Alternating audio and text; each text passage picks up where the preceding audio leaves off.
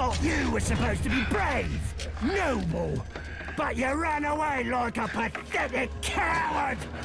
Welcome back to another video, guys. So if you guys are wondering about my health update and stuff like that, you guys can actually go on the channel and go to the post section. I'll be posting updates about there, but pretty much basically to just cover that really quick, what's going on is I'm on blood pressure medication right now, which is not working. So they're still trying to figure out stuff, but I'm still like jumping through it and still trying to push through it for you guys. So let's go ahead and jump straight into the video. Ologs. Ologs are one of the biggest things that a bunch of people actually attract to in the game because they're one of the biggest guys that you can recruit in the game. Obviously, besides like creatures such as like, you know, Graugs and stuff like that, and Drakes, of course. However, Ologs are one of the biggest units you can get in the game, one of the biggest branded guys you can get in the game. So a lot of people end up getting a lot of Ologs, but there's a reason why you shouldn't get a lot of Ologs.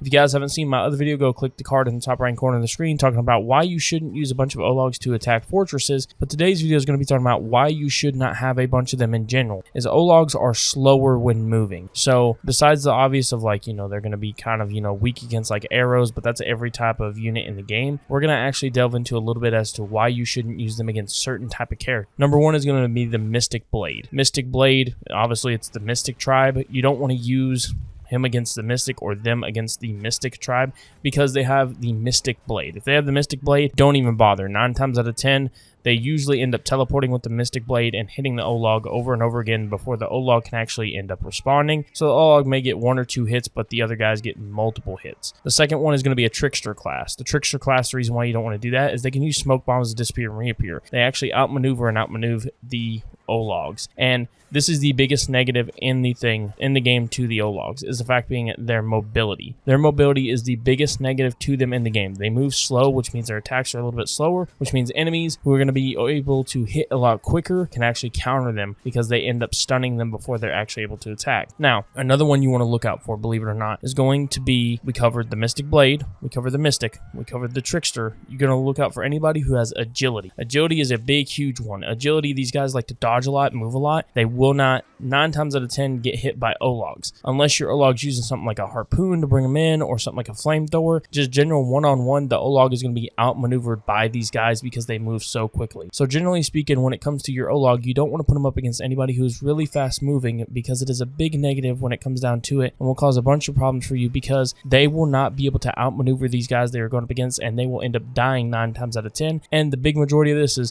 basically pretty much you're just going to sit here and essentially do the battle yourself. So what is the counter to this? Well, the counter to this is actually pretty easy. The counter being is that you're going to use, if you have any of those guys that you're going up against, you're going to get a smaller guy to go up against them, and then you're going to use the Olog as a reinforcement to that mission. So basically the idea of the Olog is that you're going to draw all the grunts and everything else, like basically creatures, you know, stuff like that, are going to go to the Olog. The reason why this works is the game is programmed to attack the Olog because they're tank-like creatures usually more than the little guys. So all the grunts, all the creatures, the Graugs, the Caragors, usually 9 times out of 10 go for the Olog, leaving your smaller guy to actually one-on-one fight the captain. So that's it. I hope you guys enjoyed the video, and I will see you guys in the next one. Peace.